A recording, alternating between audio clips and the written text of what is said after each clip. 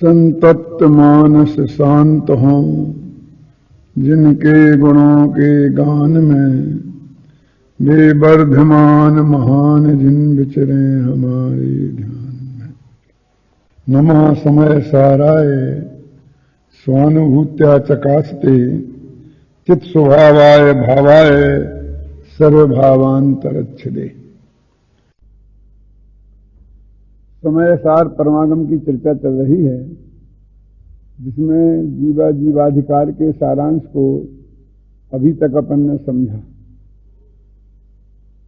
कि जितने भी वर्णादि और रागादि भाव हैं, उन सभी भावों में ये मैं हूं या ये मेरे हैं, ऐसे एकत्व और ममत्व का निषेध इससे जीवाधिकार में किया गया है।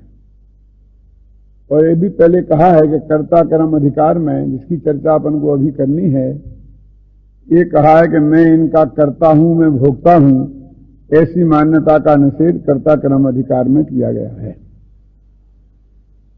अज्ञानी की परिभाषा जीवाधिकार की 19वीं गाथा में दी है और ज्ञानी की परिभाषा कर्ता कर्म अधिकार की 75वीं गाथा में दी है।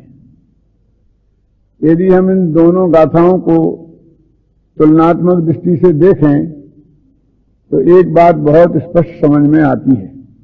दोनों गाथाएं इस प्रकार हैं। कम्मे नो कम मम्मी अहमिद महकम च कम्मे नो कम्मम जाये सा खलु बुद्धि अपदि बुद्धो हवधि तावे। ये 19वीं गाथा है और 75वीं गाथा है।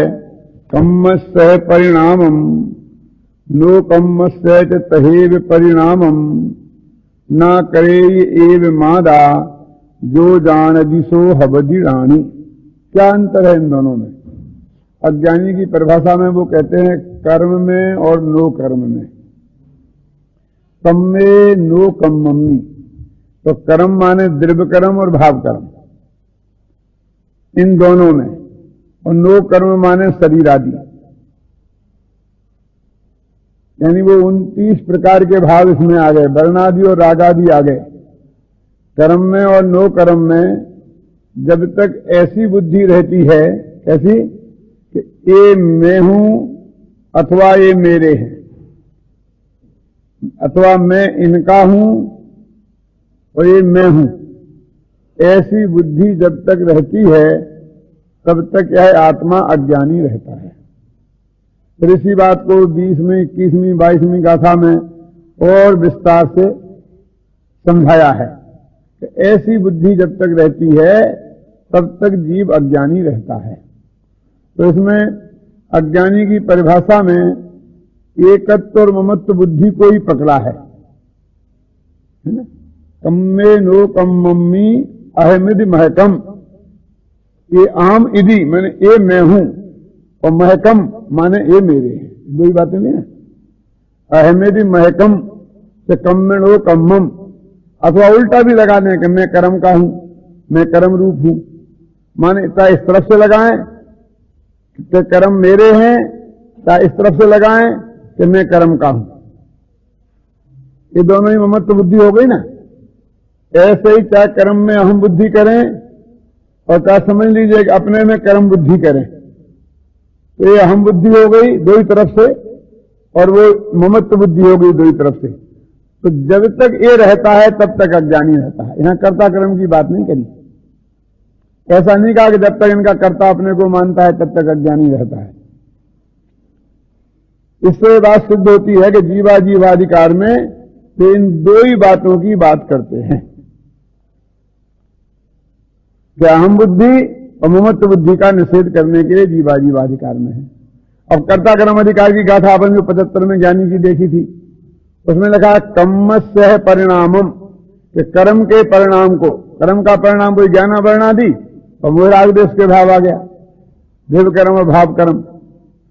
और नो कम्मस्य तहीव परिणामम, और नो कर्म माने वही शरीर आदि का आ गए, वर्णादि आ गए। इनके परिणाम को ना करेद एव मादा, ये आत्मा नहीं करता है, जो जान भी ऐसा जो जानता है वो ज्ञानी है। अर्थात जो करता नहीं है मात्र जानता है वो ज्ञानी है। तो यहां ये नहीं कहा कि कर्म और नो कर्म के परिणाम में वो अहम बुद्धि करता है कि उन्हें अपना मानता है। यहां ये कहा कि उसके परिणाम को का जो कर्ता स्वयं बनता है वो अज्ञानी है, और जो कर्ता नहीं बनता है, उनके नहीं करता है, वो ज्ञानी है। तो एक कर्ता कर्म अधिकार में कर्तृत्व संबंधी और भोक्तृत्व संबंधी भूल दूर की जाती है। इसलिए यहां ज्ञानी की चर्चा करते वक्त कर्तृत्व की बात की है, और वहां जीवाजीवाधिकार होने से अज्ञानी की चर्चा करते वक्त एकत्व महत्व बुद्धि की बात की है। यदि हम ये अंतर नहीं होता तो यदि वहां ये कहा था कि कर्म में और नो कर्म में जो ऐसा मानता है कि ये मेरे हैं मैं इनका हूं वो अज्ञानी है, तो ज्ञानी की परिभाषा में यहां कह देते कि जो कर्म और कर्म में जो ऐसा मानता है कि ये मैं नहीं हूं, है ना, वो ज्ञानी है। लेकिन वैसा नहीं कहा, यहां करने की बात की। तो जीवाधिकार में और कर्ता कर्म अधिकार में जिनसे भिन्न जानना है वे पदार्थ तो बोई के बोई हैं 29 प्रकार के, जिन्हें हम वर्णादि और रागादि में विभाजित करते हैं। लेकिन वहां उनके में एकत्व और ममत्व को तोड़ा है, और यहां उनमें से कर्तृत्व और भोक्तृत्व को तोड़ा है। क्यों, ऐसा क्यों किया? इसलिए किया कि ये जगत जब भी पर पदार्थों से अपना संबंध जोड़ता है तो वो संबंध जोड़ने का जो कि इसकी विधि होती है वो 4 प्रकार से होती है। या तो वो ये कहता है कि ये मैं ही हूं, या वो ये कहता है कि ये मेरे हैं, या वो ये कहता है कि मैं इनका करता हूं, या वो ये कहता है कि मैं इनका भोगता हूं। तो आचार्य कहते हैं कि वस्तु स्थिति तो ये है निश्चय ऐसे कि नास्ति सर्वोपि संबंधो पर द्रव्यात्म तत्वयो।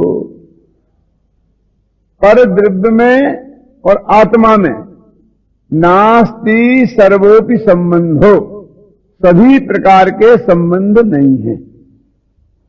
ये आगे है 200वां कलश 199 200वां कलश में चर्चा है इसकी, आगे देखेंगे समय सार में आएगा कि आत्मा में और परद्रव्य में कोई भी संबंध नहीं है। तो कोई भी संबंध नहीं है माने क्या? कौन सा संबंध? साले बहनोई का, मामा भांजे का, बाप बेटे का? ये तो दुनियादारी के संबंध हैं। यहां तो कहते हैं कि ये मेरी स्वा है और मैं इसका स्वामी हूं। स्वा माने संपत्ति। ये मेरी संपत्ति है और मैं इसका स्वामी हूं। इसको बोलते हैं स्वस्वामी संबंध, है ना, अथवा स्वामित्व बुद्धि जिसे अपन ने कहा था। और ये मेरा कर्म है और मैं इसका करता हूं। मेरा कर्म माने यहां कार्य, ये मेरा कार्य है और मैं इसका करता हूं। इसको बोलते हैं कर्ता कर्म संबंध है। ये मेरा भोग्य है और मैं इसका भोगता हूं। इसको बोलते हैं भोक्ता भोग्य संबंध। और अहम बुद्धि में तो संबंध की बात ही नहीं है, वो तो यही कहता है कि ये मैं ही हूं। ये तो इन 3 प्रकार के संबंधों से भी ज्यादा मजबूत काम है। तो ये कहेगा ये मेरा बेटा है, तो फिर कहेगा नहीं ये बेटा नहीं ये मैं ही हूं, ऐसा समझना ये मैं ही हूं। तो कितना फर्क है दोनों में? ऐसा कोई कहता होगा? क्यों? अपना बेटे में ये मैं ही हूं ऐसा कहता होगा? ऐसा कोई मानता होगा? और नहीं मानता है तो बेकार में इस बात को यहां क्यों रखा था? जरूरत क्या थी? देखो कहते हैं, देखो सीधे नहीं कहेंगे लेकिन इनडायरेक्ट वे में कहते हैं। आपके यहां शादी है और आपने कहा कि पंडित साहब आपको जरूर जरूर आना पड़ेगा। मैं कहा हाँ आऊंगा, क्यों नहीं आऊंगा, अवश्य आऊंगा। मैं नहीं आ पाया तो मैं अपने लड़के परमात्मा को भेजूंगा। क्या नहीं साहब ये नहीं चलेगा। परमात्म तो आएगा ही और आपको भी आना पड़ेगा। इस शब्द भाषा में बात होती है। ऐसा नहीं कहते कि वो नहीं आवे, आप आना। ये कैसे कहें कि उससे मत भेजना कि नहीं जाना? नहीं वो तो आएगा ही। क्यों? जैसे उसका आना तो मुफ्त में ही है, लेकिन आपको अवश्य आना पड़ेगा। आप पधारोगे तो शोभा होगी। क्या अर्थ है इसका? कि उसके पधारने से शोभा नहीं होगी। है ना?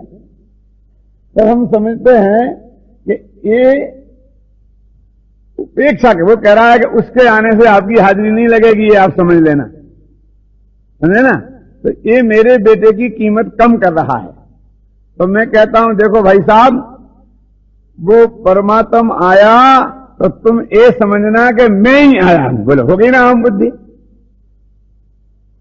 वो और मैं एक ही तो है, क्या फर्क है? बोलते कि नहीं बोलते? तो इस तरह से हम उसमें एकत्व बुद्धि करते हैं, डायरेक्ट भले ही नहीं कहें। गोरमल जी ने और दूसरा उदाहरण दिया है।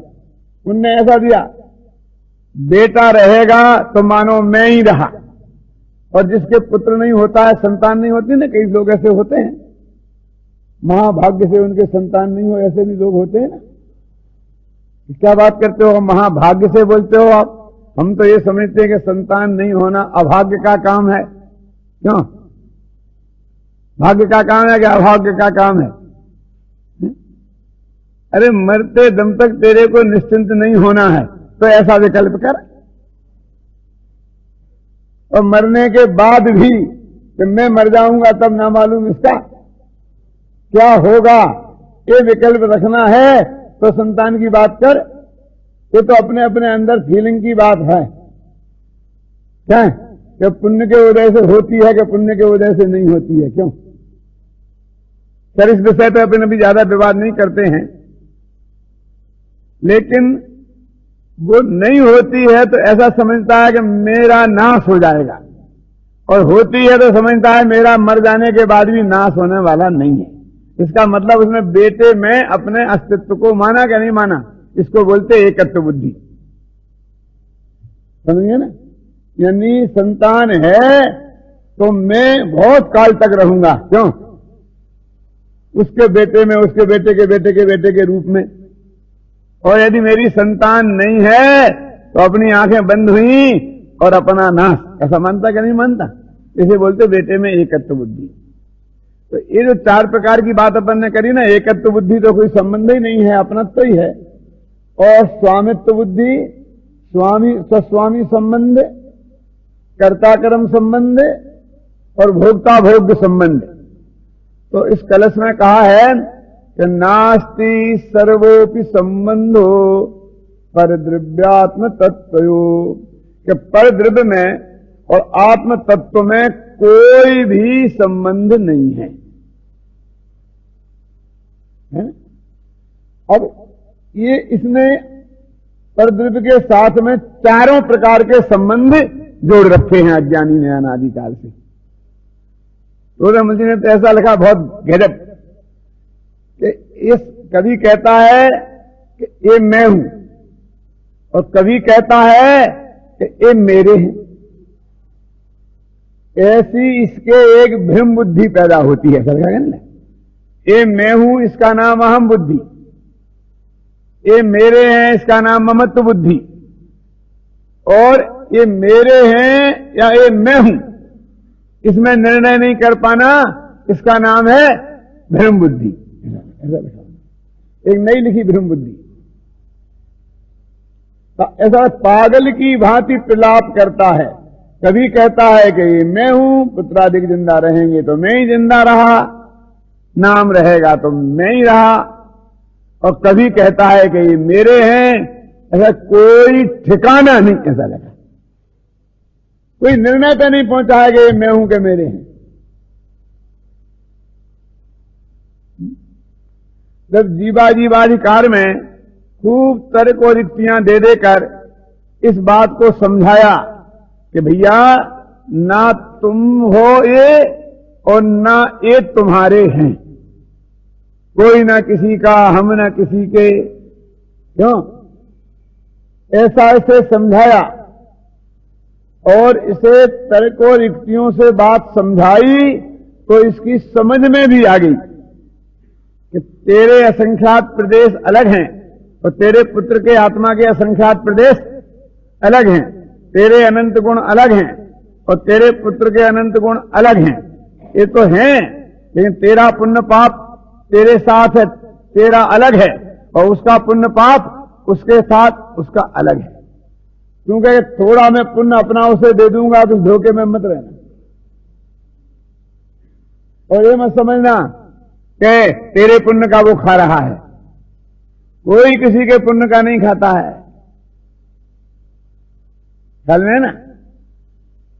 ऐसा लोग बहुत समझते हैं कि सब एक पापी बैठा था, उसने नाव डुबा दी और सैकड़ों आदमी मर गए।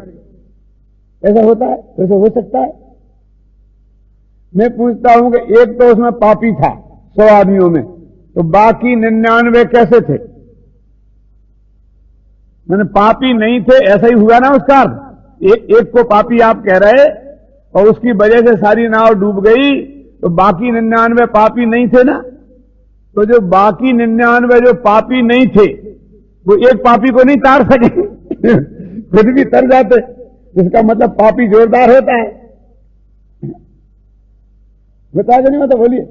और वे गए, एक धर्मात्मा ने सबको पार लगा दिया, तो बाकी क्या धर्मात्मा हुए? कोई भी नहीं, सब अपने अपने कारण होते हैं। कोई किसी दूसरे के कारण नहीं होता है, कोई दूसरे के भले बुरे का कर्ता रंत मात्र नहीं है। अब इस बात को कर्ता कर्म अधिकार में सार से समझाएंगे। तो मैं आपसे कह रहा था कि ये बात जब इसे जीवाजीवाधिकार में खूब तर्क युक्ति से समझाई कि जगत में तेरे त्रिकालीधर भगवान आत्मा को छोड़कर और कुछ भी तू नहीं है, वही तू है, और तेरा भी कोई नहीं है। और इसके क्षेम ज्ञान में बात आ भी गई, यानी समझ में बैठ गई कि ये बात जो कह रहे हैं वो सत्य है। अब जरा देखना, समझ में तो बैठ गई लेकिन श्रद्धा में नहीं बैठी, क्योंकि अंदर में उनके प्रति जो अनादिकाल से एकत्व का अभ्यास है, अनादिकाल से उनके में जो एकत्व का अभ्यास है, वो एकत्व का अभ्यास उसे ये मानने नहीं देता। जानना अलग बात है और मानना अलग बात है। दो मित्र थे, एक का नाम सुरेश था, एक का नाम रमेश। लंगोटिया यार थे, एक क्लास में पढ़े, एक साथ रहे, खाए पिए खेले। अब भाग्य से एक की लड़की थी और एक का लड़का। क्यों? दोनों भी सुंदर थे, एक दूसरे को चाहते थे, तो उन्होंने आपस में उन लड़का लड़की की शादी संबंध कर दिया। क्यों? अब जब शादी संबंध होने के बाद में लड़के का बाप लड़की के बाप के यहां आया तो उनका ए सुरेश चाय पिएगा? तो उसकी पत्नी बोली अब विवाही हो गए हैं, अभी सुरेश सुरेश मत बोलो, अब ढंग से बात करो। क्यों? मैं कुछ नहीं जानता। तो तुम कुछ नहीं जानते, हमें मूर्ख बनाते हो। जब तुम्हारी बड़ी बेटी के ससुरा आते हैं तब तुम कैसे पूंछ हिला हिला के आगे पीछे डोलते हो और साहजी साहब ब्याई साहब करते फिरते हो? क्यों? और तुम कहते हो मैं कुछ नहीं जानता। अरे जैसे बड़ी लड़के के ससुरा हैं ऐसी जो छोटी लड़की के ससुरा हैं, तो इनसे भी वैसा ही करो ना। तुम कहते मैं कुछ नहीं जानता, इतना नहीं जानते, क्या फर्क है इन दोनों में? तो मेरे से तो ये नहीं होगा, चाहे संबंध हो और चाहे नहीं। अब सारी जिंदगी से सुरेश सुरेश किया है और तुम अब विवाही जी कह रहा हो, मेरे से नहीं होगा। मेरा तो यार पहले है, दोस्त पहले है और विवाही बाद में। बोलते कि नहीं बोलते अपन? क्यों? ये पिएगा चाहे कि नहीं पिएगा? बोल कि तेरे को विवाही बनना है। यदि तेरे को कल से विवाही के नखरे करना हो तो मेरे को तेरे यहां संबंध ही नहीं करना। दोस्त, मैं एक दोस्त को खोना नहीं चाहता हूं कि तुम्हें हो क्या गया है। तो देख मैं क्या करूं, मेरे समझ में सब आता है, मैं भी सैनी पंचेंद्री हूं, लेकिन मेरे को ये लगता ही नहीं है कि ये सुरेश भी विवाही है। ये तो मेरे को दोस्त जैसा ही लगता है, लंगोटिया यार जैसा ही लगता है। तो अंदर से लगना अलग बात है और ज्ञान में जानना अलग बात है। ऐसे ही आत्मा ने जो जान लिया ज्ञान में, शास्त्र से पढ़कर गुरु के मुख से, कि स्त्री पुत्र मकान जायदाद शरीर ये सब ना मैं हूं ना मेरा है, फिर भी उसे ऐसा लगता ही नहीं है कि ये मेरे नहीं है। इसका नाम है कि वो जानता तो है, वो मानता नहीं है। समझे ना? अंदर के हृदय के किसी कोने में उसका उसके प्रति जो आकर्षण है वो कायम है, और वो इस बात को उसे स्वीकार नहीं करने देता है। तो स्वीकार तो किया है भरी सभा में कि हाँ हमने मान लिया कि मेरे नहीं है, तो वो तो आगम के आधार से, आगम के तर्कों की फटकार से कि सोते पड़े ना, उससे मान लिया है। समझे ना? वो तो बहस से मान लिया है। शास्त्र में लिखी बताएं तो हमने कैसे कहूंगा ये झूठी होगी, और तर्क को युक्ति से सिद्ध कर दिया तो अब मैं कैसे बताऊं कि ये बात झूठी होगी। ऐसे माना है, अभी उसका दिल उस बात को मानने के लिए तैयार। तब ऐसा होता है तो क्या करता है कि वो रास्ते निकालता है। कैसे रास्ते निकालता है? कि पत्नी कहती है कि देखो ऐसा नहीं चलेगा, ऐसा मैं तेरे से पूछता हूं कि ये विवाही तो कल बना है, मेरा दोस्त तो जब हम नंगे खेलते तब का है ना, बोल। तो दोस्त तो मेरा 25 साल पुराना है कोमल चंद जी, और विवाहितों को तो 25 दिन भी नहीं हुए हैं, तू क्यों हमारा माथा खाती है? तो वो किसी न किसी तरकीब से कि देख मैं तो पुराना संबंध ही मानूंगा, नया संबंध में स्वीकार करूंगा ही नहीं, इस तरकीब से वो वहीं का वहीं पहुंचता है। अब इसको पर से संबंध तो रखना है, और जीवा जीवाधिकार में ये बात डंके की चोट सिद्ध कर दी, साबित कर दी। कौन सी बात? कि ये तू नहीं है, ये तेरे नहीं है। तो वो कहता है ये बात ठीक है, मैंने मान ली, लेकिन आखिर सारा काम इसका करता तो मैं ही हूं। ये बेटा मैं नहीं हूं, मेरा नहीं है, सब मान लिया, लेकिन 9 महीना पेट में रखा है, 18 महीना गोद में रखा है, नंगा खिलाया है, एक एक अक्षर मैंने सिखाया है, इसको अपने हाथ से मैंने सब कुछ किया है ना, इसको तुम क्या कहोगे बोलो? इसलिए चलो एकत्व ममत्व की बात जाने दो, लेकिन मैं इसका करता तो हूं ही, और जब मैं बुढ़ा हो जाऊंगा तो ये मेरी सेवा नहीं करेगा, करेगा तो भोगता भी हूं, मैंने इसका सुख दुख भी मेरे को प्राप्त होगा। ख्याल में आए ना? इसलिए मैं इसका कर्ता और भोगता तो हूं ही। तो अंदर से तर्क और आगम के आधार पर एकत्व बुद्धि और ममत्व बुद्धि टूट जाने पर भी मिथ्यात्व के जोर से, दर्शन मोह के उदय से, इसके अंदर से उसमें की कर्तृत्व बुद्धि के बहाने वो अपना संबंध उससे कायम रखना चाहता है। इसके लिए आचार्य को 75 गाथाओं का कर्ता कर्म अधिकार लिखना पड़ा। समय सार में सबसे बड़ा अधिकार कर्ता कर्म अधिकार है। ये और सब कुछ छोड़ सकता है, लेकिन ये कर्तृत्व तो नहीं छोड़ सकता है। देखो अभी थोड़े उदाहरण को अभी तक बाप बेटे पे उलझे रहे, थोड़ा आगे बढ़ाते हैं। टोडरमल स्मारक ट्रस्ट है ना, अब इसमें कोई जो ट्रस्टी है, कोई भी जो है, अब वो ऐसा मानता है कि मेरा है, मैं ही हूं, मेरे को तो ऐसा लगता ही नहीं है कि ये कोई अलग चीज है मेरे से। क्यों अपन कहते नहीं कहते, मेरे को तो ऐसा ही लगता है कि मैं ही हूं, मेरा ही है। कि भाई साहब इस धोखे में मत रहना, ये आपका नहीं है, ये तो सारी समाज का है, ये संपूर्ण मुमुक्षु समाज का है और संपूर्ण जैन समाज का है। बोलते नहीं बोलते? आप कैसी बात करते हो कि आपका है? चलो तुम्हें अदालत में रजिस्ट्री दिखा देते हैं कि मैं ट्रस्टी तो हूं। तो ट्रस्टी का अर्थ समझते हो? क्या है ट्रस्टी का अर्थ?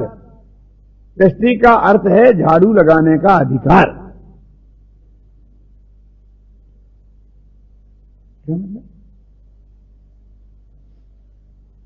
इसकी जो भी संपत्ति है उसका उपयोग तुम अपने 5 इंद्रियों के विषयों के लिए रंच मात्र भी नहीं कर सकते। क्यों? जिन लोगों ने इस पर ट्रस्ट किया है, मैंने विश्वास किया है, और उनने जिस उद्देश्य से वो पैसा दिया है उस उद्देश्य की पूर्ति करना तुम्हारी ड्यूटी है कि नहीं?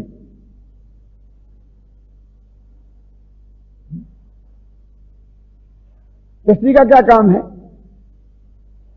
कि जिन्होंने इस ट्रस्ट की स्थापना की है उन्होंने जिस भावना से इस ट्रस्ट की स्थापना की है, ये स्मारक भवन बनाया है, ये बनाया है कि यहां इसमें आत्मा परमात्मा की चर्चा गूंजती रहे, इसमें समय सार गूंजता रहे। क्यों? इसी भावना से बनाया ना।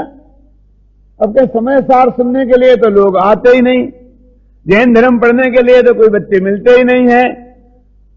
तो कहीं ऐसा ना करो कि यहां पर एक कॉन्वेंट खोल दो तो बहुत अच्छे बच्चे आएंगे और बहुत लोग आएंगे। क्यों? कर सकते हो आप ट्रस्टी, ये कर सकते हो, ईमानदार ट्रस्टी हो तो कर सकते हैं।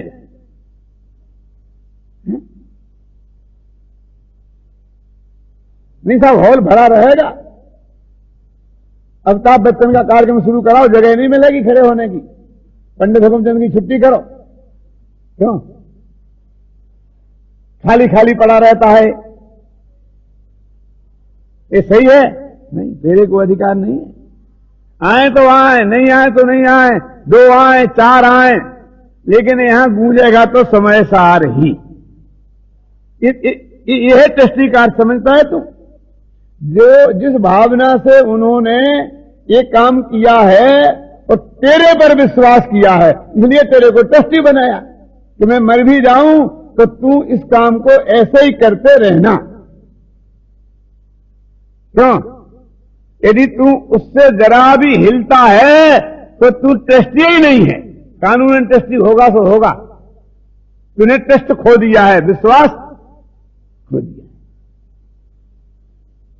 बोल, ट्रस्टी का अर्थ समझता है ना कि तुझे वो ही करना है कि साहब मैंने मान लिया ये मैं नहीं हूं, मेरा नहीं है, लेकिन आपने इतना रखा तो मेरी जान में जान रह गई कि करना तो मेरे को ही है ना, और आज तक भी मैंने ही किया है ना।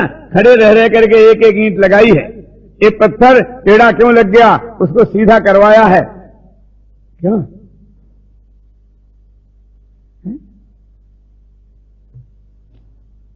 के साथ क्या बात करते हो? हमने कोई पाप किया? हमने सारी जिंदगी इसमें लगा दी और एक एक पत्थर को ढंग से लगवाया है और आप कोई कीमत ही नहीं करना चाहते हो? अरे कोई एक आदमी जरा सी सलाह दे दे और कुछ नहीं, तो वो भी उससे हम करने लगता है और वो भी अधिकार मांगने लगता है। मैंने ये किया, मेरे को भी कुछ होना चाहिए। क्यों? मेरी भी कुछ चलनी चाहिए। कुछ नहीं, उसने मन से ही कुछ किया हो। एक आध वाक्य बोल, हम तो आपके सपोर्टर हैं, गांव गांव में आपके पीछे लड़ते हैं, कोई आपके बारे में एक शब्द बोल दे तो हम उससे लड़ पड़ते हैं। क्यों? ये 2 वाक्य सपोर्ट के बोल दिए होंगे, वो उसकी कीमत हमसे वसूलना चाहता है। क्यों बोला? उसने बोले गालियां देने देते ना आप प्रेम कुमार जी, गालियां देने देते ना, ऐसा मेरे से बर्दाश्त नहीं हुआ तो तुम्हें बर्दाश्त नहीं हुआ। क्यों? अच्छी बात का विरोध कोई क्यों करे और आप एक सज्जन आदमी का विरोध क्यों करे? तो आपको अच्छी बात का विरोध बर्दाश्त नहीं हुआ ना, इसीलिए किया ना आपने। तो हम तो क्या करो गांठ रहे हो? हम तो आपके लिए मरते हैं और आप हमारी कोई सुनते ही नहीं। इतनी इतनी बात पर हम कितना कितना अधिकार चाहते हैं बोलो। तो जिस आदमी ने मान लो सारा जीवन लगा दिया हो और उसको वो थोड़ा कहता है कि मेरा अधिकार रहने दो, तो आपके पेट में दर्द होता है? आचार्य कहते हमारे पेट में दर्द नहीं होता है, तेरे पेट में अनंत काल तक दर्द नहीं रहे, हम तो उसका इलाज कर रहे हैं। तू बहुत धोखे में है कि तूने कुछ किया है। एक एक परमाणु स्वतंत्र है, तूने कुछ किया ही नहीं है। सबसे बड़ी बात तो यह है। समस्या ये नहीं है कि जिसने किया है उसे श्रेय देना कि नहीं देना। विचार का बिंदु तो ये है कि उसने कुछ किया है कि नहीं किया है। आपने अभी तो कहा था प्रश्न तो कर तो सकते हैं, कर तो सकते हैं, कर तो सकते हैं। तो एक कर तो सकते हैं, इस बहाने इस बात को अंदर से उसे सुरक्षित रखना चाहता है अज्ञान को, कि मेरा नहीं है, लेकिन किया तो मैंने है और करूंगा तो मैं। क्यों होता क्या नहीं होता? चलेगी तो मेरी चलेगी कि आज तक तो साहब मेरी चली है, तेरी रंच मात्र भी नहीं चली। क्या ये तो जगत का जो परिणमन जैसा होना था वैसा हुआ है। तो ये जो कर्तृत्व के बाने के नीचे जो उस पर स्वामित्व रखना चाहता है, ये उसी का निषेध है कि ठीक है चलो करना तो मेरे ही हाथ में रहा। एक मील थी किसी सेठ की, तो गवर्नमेंट ने वो उसका राष्ट्रीयकरण कर लिया, अपने कब्जे में ले ली और फिर कहा कि सेठ जी आप घबराओ नहीं, आप इसी का मैनेजमेंट आप ही करेंगे और ये जो बंगला है ना इसी में आप रहेंगे। और कोई भी आदमी जैसी आपकी आज्ञा चलती रही ना आज तक, वैसी ही आज्ञा कल तक भी चलेगी और इस मील को इसी तरह चलाना है और आपकी सुख सुविधाओं में कोई फर्क नहीं आएगा। खाने पीने में होने मोटर गाड़ियां जितनी खरीदने हो आपको पूछने की जरूरत नहीं है, खूब खरीदो, पेट्रोल जलाओ, जो भी करना हो करो। होता क्या नहीं होता है ऐसा? बस तो लिया क्या है कि स्वामित्व तुम्हारा नहीं रहा, स्वामी इसका भारत सरकार नहीं है। क्यों? लेकिन जो कहता नहीं साहब अब तो हम मजदूर रह गए, अब हम मालिक थोड़ी हैं। लेकिन कुछ लोग संतोष करते हैं कि चलो सब कुछ है तो हमारे हाथ में, ये तो कागजों में होगा कि हमारा है कि नहीं है। मजदूरों के सामने माथा ऊपर करके तो हम चल सकेंगे, तो मेरी आज्ञा के बिना तो कुछ होगा नहीं ना। तो ऐसा कर्तृत्व के बहाने स्वामित्व को कायम रखना चाहता है।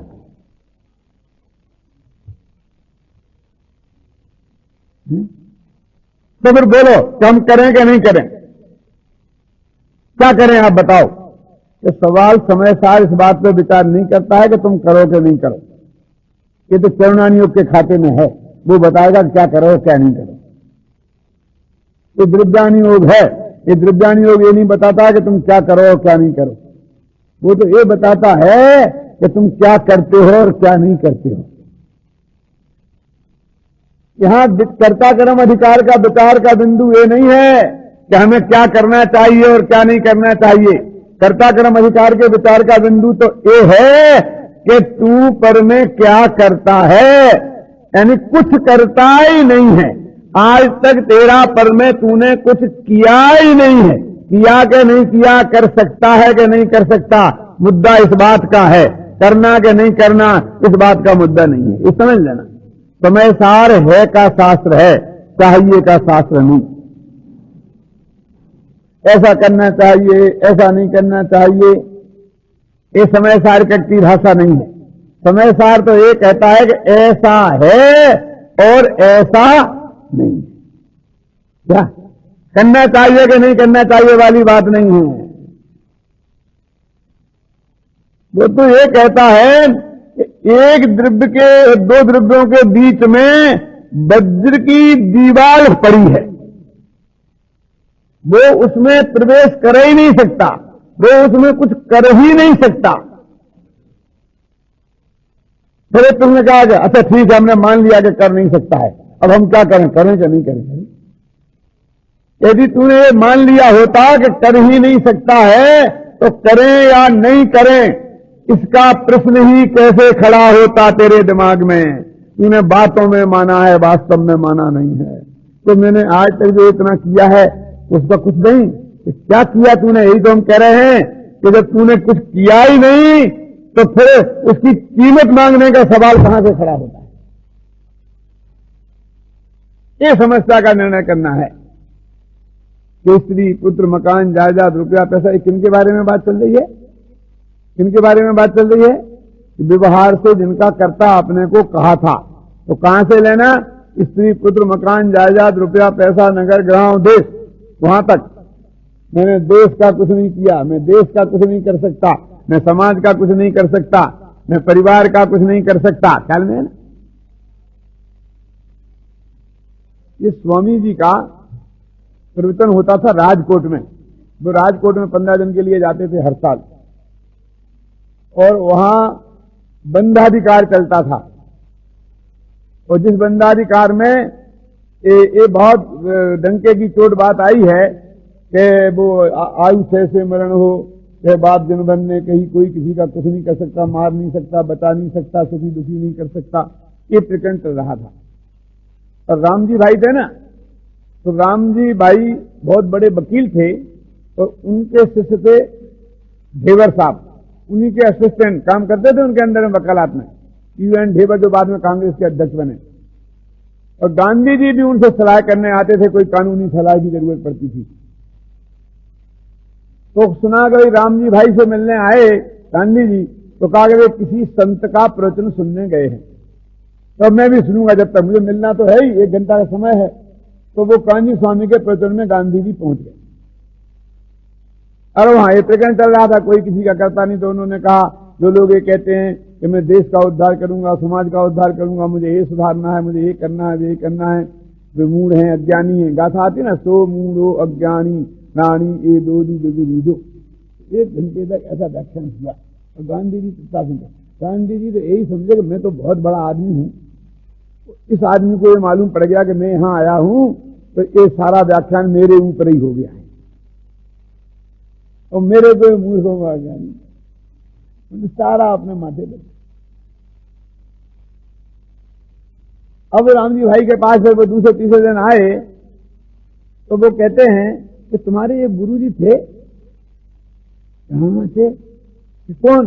कि जो मुझे मूर्ख कहते थे, मुझे मूर्ख कहते थे, उनका व्याख्यान सुनना है।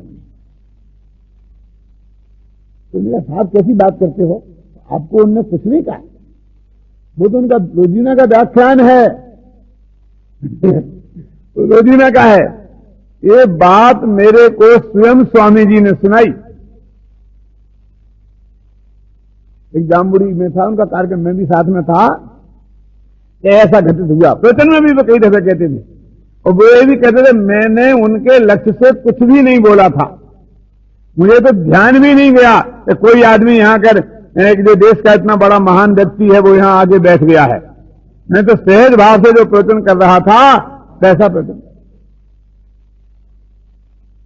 गांधी जी तो बहुत मन कसाई जीव थे ना, और कोई दूसरा नेता होता तो वहीं अकड़ पड़ता, वहीं बोलने लगता, जाने वो झगड़ा कर देता, और उस वक्त नहीं करता तो बाद में तो करता ही। लेकिन उनके हृदय में एक जिज्ञासा जगी कि ऐसी बात कहने वाला भी कोई इस जगत में है, तो मुझे उस बात को और गहराई से सुनना समझना चाहिए। ऐसी पात्रता उनमें थी। आज हमारे जैनियों में भी इतनी पात्रता कहां है कि समय सार की बात सुनने की पात्रता नहीं है। ये जो मैं आपको बता रहा हूं एकत्वमत्व की बात, ये तो कदाचित लोगों के गले थोड़े उतर भी जाए, क्योंकि 12 भावनाओं में खूब पड़ा है उसमें कि कोई किसी का नहीं है, कोई किसी का नहीं है, कोई किसी का नहीं है। लेकिन मैं किसी का भला बुरा नहीं कर सकता हूं, और कोई मेरा भला बुरा नहीं कर सकता है। ये तो 99% जैनियों के गले उतरने वाली नहीं है। ये बात जो सुनेंगे ना, उनके भी चित्त में विरोध का भाव जगेगा। और गांधी जी जैसे श्रोता भी कितने होंगे कि वो ये गंभीरता से सोचें कि ये आदमी कोई कह रहा है कुछ, वो यदि कुंद आचार्य कह रहे हैं तो एक दफे में गहराई से सोचूं तो कि इस बात में कितनी दम है, वस्तु के स्वरूप के नजदीक जाके देखूं। और कम से कम मेरा दिगंबरों से ये कहना है कि कुंद कुंद तो उनके सर्वश्रेष्ठ आचार्य हैं, तो उन कुंद कुंद की ये वाणी है कि नहीं, इस बात पर तो विचार करें। इसे पंडित हुकुमचंद की वाणी समझ के रिजेक्ट मत कर देना। रिजेक्ट करना हो तो कुंद कुंद की समझ के करना, और मानना हो तो कुंद कुंद की समझ के मानना। सचमुच कुंद कुंद कह रहे हैं कि पंडित हुकुमचंद कह रहा है, इस बात पर गहराई से विचार कर लेना। और कुंद कुंद की नहीं, महावीर की वाणी है। महावीर की नहीं, अनंत तीर्थंकरों की वाणी है, जिन्होंने समोसन में बैठकर 100 इंद्रों की उपस्थिति में, गणधर देव की उपस्थिति में इस बात को कहा था। इस गंभीरता से इस बात को सुने, समझें और विचार करें, और फिर विचार करने के बाद ना जचे तो रिजेक्ट कर दें, कोई दिक्कत की बात नहीं है। लेकिन फर्स्ट सुनते कान में पड़ते ही रिजेक्ट कर दें, उसका मतलब है उनका अभी अनंत संसार बाकी है, संसार सागर में ही रखना है, अन्यथा ऐसी बड़ी भूल उनसे होती नहीं। क्योंकि ये बात जो काने पड़ना दुर्लभ है, उसके कान में भी पड़ गई और फिर भी वो रिजेक्ट कर देता है, गंभीरता से विचार नहीं करता है, तो समझ लेना उसका अभी अनंत संसार बाकी। जो आज तक हमने किया सब बेकार है, हम कुछ भी नहीं करें, कुछ भी नहीं कर सकते, तो बात तो भाई ऐसी है। मैं ये कहता हूं कि तुम्हारे माथे पे जो बाल है ना, इस बाल का भी कुछ तुम नहीं कर सकते हो, सारे शरीर का और सारी दुनिया का बात तो जाने दो। मैं पूछता हूं कि आपके जो बाल काले से सफेद हो गए, वो आपकी परमिशन लेके हुए हैं? वो बदन सिंह जी, यदि आपसे वो परमिशन लेते तो आप परमिशन देते कि हाँ हो जाओ कोई बात नहीं, बुढ़ापे में सफेद ही अच्छे लगते। मैंने अच्छे अच्छे बुढ़े लोगों को देखा है, 80-80 वर्ष के बुढ़ों को देखा है कि इन्हें काले करते हैं, क्या लगाते, खिजाब लगाते, क्या करते, क्या बोलते उसे, इनको काला करने के चक्कर में चाहे मोही काला क्यों ना हो जाए, लेकिन इन्हें काला करते हैं। उगते तो है नहीं, 10-5 दिन में अंदर से उगते हैं, तो सफेद उगते हैं, तो वे दिख तो जाते हैं कि हैं तो ओरिजिनल कैसे हैं, क्यों? लेकिन मैं तो ये कहता हूं कि उनने जो ये काले किए, इससे एक बात तो साबित हो गई कि वो इन्हें काले रखना चाहते हैं, सफेद नहीं होने देना चाहते हैं। करना क्या नहीं करना, मैं इस चक्कर में नहीं पड़ना, जो तुम्हें जैसे हो करना। मैं तो सिर्फ ये कहता हूं कि तुम नहीं चाहते हो कि सफेद हो जाएं, और बिना तुम्हारी परमिशन के सफेद हुए हैं, एक बाल पे तुम्हारी नहीं चलती। आप क्यों चिंता करते हैं? पदमचंद जी आपके सफेद हो गए तो लोगों के तो गायब ही हो गए। उस बाल को तुम्हारे माथे पर जब तक सवार रहना है तब तक सवार रहेगा, तुम उसे हटा नहीं सकते, और जब जाना है तो 1 सेकंड को रोक नहीं सकते कि भाई साहब कल चले जाना, आज तो रहने दो, आज तो मेरे बेटे की शादी है, और आज ही तुम साफ हो जाओगे, दुनिया क्या देखेगी, तो तुम कल जो कुछ हो तो हो जाते हैं। क्यों बाबू साहब? एक बाल पर तेरा नहीं चलता है, और तुम्हें मैंने ऐसा किया, मैंने ऐसा किया, मैंने ऐसा किया, ये मानते हैं ना कि आंख फड़के, पुरुषों की दाईं आंख फड़के तो शुभ होती है और बाईं फड़के तो अशुभ। क्यों? और महिलाओं की दाईं फड़के तो शुभ और बाईं फड़के अशुभ। मानते कि नहीं मानते? अब तुम्हारी बाईं आंख फड़क रही है अंदर से, क्या कुछ गड़बड़ होने वाली है, कुछ गड़बड़ होने वाली है, कुछ गड़बड़ होने वाली है। क्यों? तो मेरी बाईं आंख फड़क रही, तो तेरी है ना कि हाँ मेरी है, तो क्यों फड़कने देता? बंद कर दे। तो दाईं अच्छी है तो दाईं को फड़का दे, कर सकता है? नहीं कर सकता। तो फड़कती आंख को रोक नहीं सकता, जो फड़कती नहीं है उसे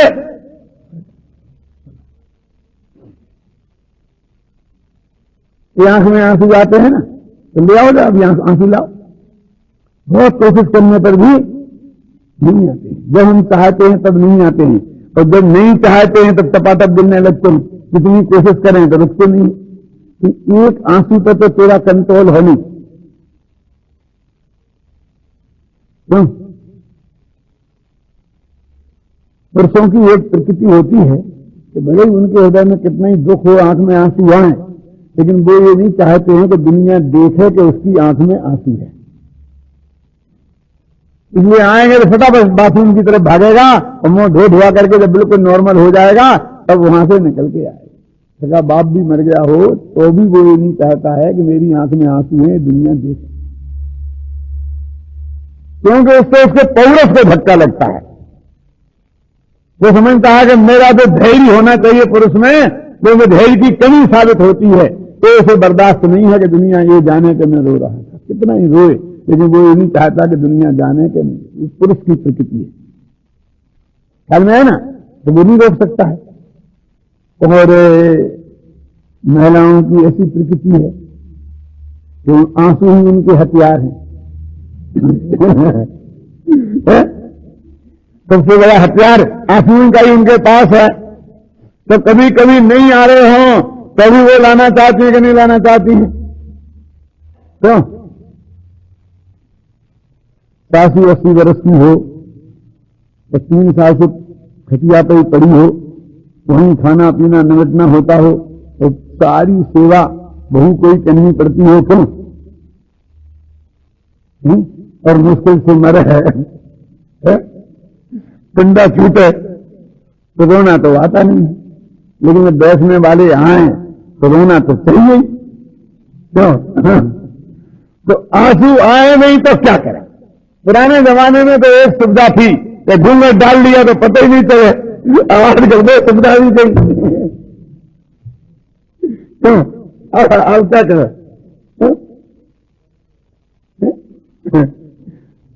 तो समझ गए ना, जब आंसू हम लाना चाहते हैं तब आते नहीं, जब नहीं लाना चाहते हैं तो रुकते नहीं है। तो एक आंसू पर भी तो तेरा हक है नहीं।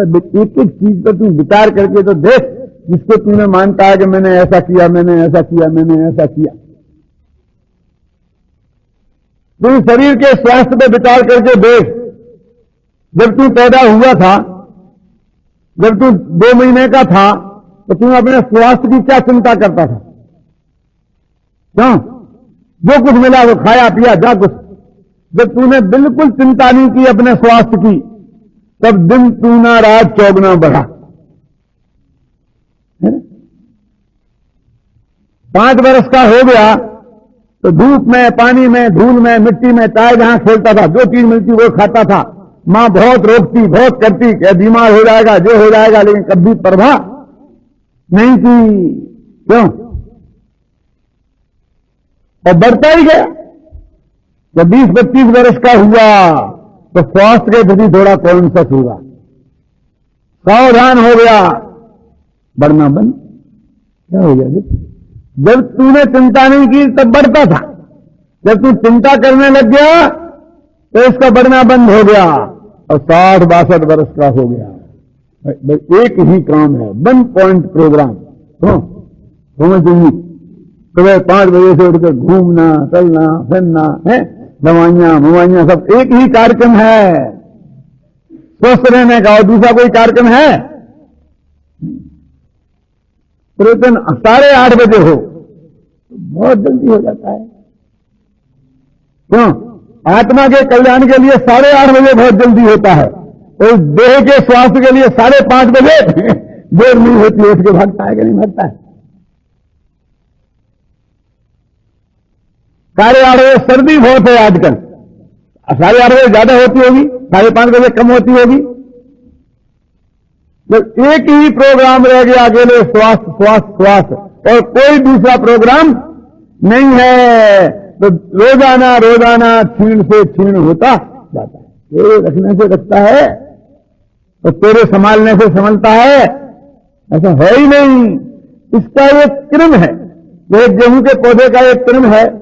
जब वो पैदा होता है अपने क्रम से बढ़ता है, अपने क्रम से हरा से पीला होता है, फलता है, फूलता है और सफेद होकर सूख करके 100 दिन में समाप्त हो जाता है।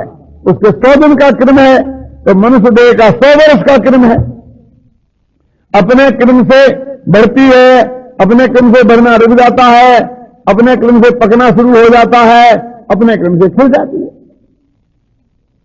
तेरा किया उसमें कुछ भी नहीं है। तू गहराई में जाकर के देखे तो जहां जहां तूने अपना कर्तृत्व स्थापित कर रखा है, वहां कहीं भी तेरा किया कुछ भी होता नहीं है। और समाज का तो ये नियम है, दुनिया का ये नियम है कि जहां अपनी कुछ नहीं चले वहां माथा नहीं मारना। होता कि नहीं होता? हम ऐसा करते हैं कि नहीं करते? मंदिर में पंचायत होती है। एक दिन ऐसा था कि आप ही सब करता धरता थे, सर्वे सर्वा थे। आप जो कहते थे सब लोग मान लेते थे 1 सेकंड में। वही होता था। अब आज ऐसी पोजीशन आ गई है कि आपकी कोई सुनता ही नहीं। क्यों? होता कि नहीं होता? आप बोलते हो तो ठीक है, चलो चलो अभी तो बाद में देखेंगे, आप अपनी बात करो। क्यों? तो आप लड़ते हो, झगड़ते हो, क्योंकि आपकी तो पुरानी आदत पड़ी है, आपकी चलनी चाहिए, आपकी नहीं माने कोई तो आप आगे बूढ़ा हो जाते हो। तो आपकी पत्नी भी आपको उपदेश देती है, पंडित की जरूरत नहीं है, समयसार की जरूरत नहीं है, काय को वहां जाते हो? क्या जरूरत है वहां जाने की जब तुम्हारी कोई सुनता ही नहीं है, जब तुम्हारी कोई चलती ही नहीं है, जब तुम कुछ कर ही नहीं सकते हो, तो काय को जाते हो वहां मरने के लिए, अपमान कराने के लिए? बोलते कि नहीं बोलते? कहने का अर्थ क्या है? तुम्हारी कोई सुने, तुम्हारी चले, तुम कुछ कर सको तो जरूर जाओ, मुझे कोई ऐतराज नहीं है। समझ है ना?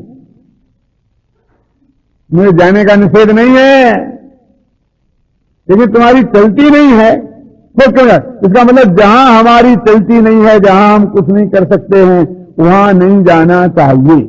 तो क्या करूं? घर में बैठो। क्या बोलते? घर में नहीं बैठ सकते? शास्त्र पढ़ो, आत्मा का ध्यान करो। क्या करो? वो काम नहीं है कुछ। तो ऐसे ही जब हमको ये पता चल जाए कि परद्रव्य में हमारी विंच मात्र भी चलती नहीं है, परद्रव्य में हम कुछ भी कर सकते नहीं हैं, ये पक्का भरोसा हो जाए तो फिर हम क्या करें? क्या करें? अपने घर में बैठो, अपने आत्मा का ध्यान करो और क्या करो? क्यों?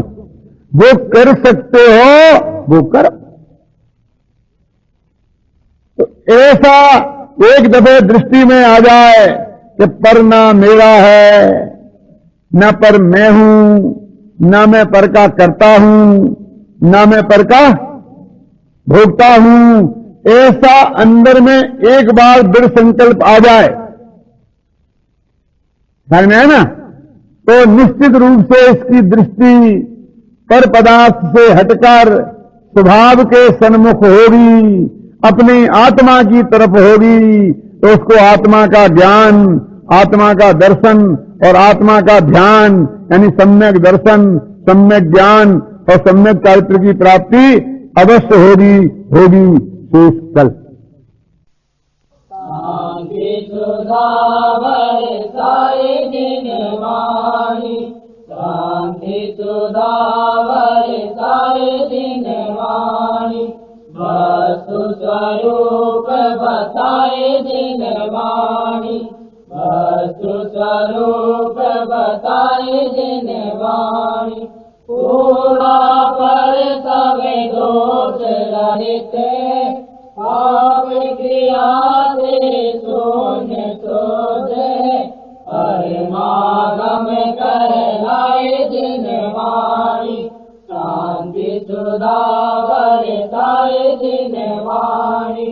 परमागम भाग्यों को अर्पण, मुक्ति बधू के मुख का दर्पण, भव सागर त्रिताय दिन वाणी, शांति सुधा बरसाए दिन वाणी।